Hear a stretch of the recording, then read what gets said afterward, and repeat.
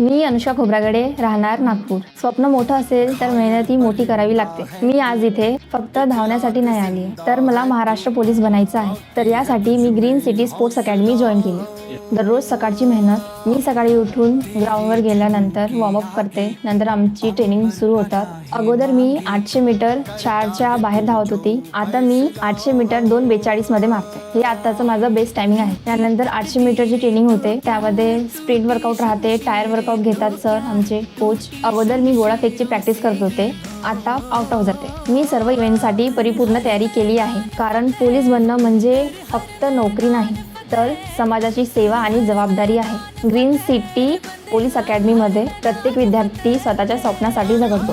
कोणी आईवडिलांचं स्वप्न पूर्ण करण्यासाठी, तर कोणी देश सेवेचं ध्येय घेऊन इथं आलं आहे। आज माझे पाय दुखतात, शरीर थकतं, पण मन म्हणतं एक दिवस वर्दी नक्की मिळवायची आहे।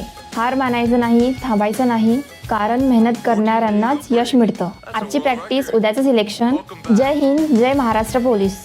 पोलीस बनणं हे माझंच नाही, तर माझ्या आईवडिलांचं स्वप्न आहे आणि त्यांचं स्वप्न ही मी नक्की पूर्ण करेन। जर तुम्हाला पण महाराष्ट्र पोलीस बनायचं असेल तर आत्ताच ग्रीन सिटी स्पोर्ट्स अकॅडमीमध्ये संपर्क करा। ज्यादा जानकारी के लिए कॉल करें या हमारी एकेडमी में विजिट करें।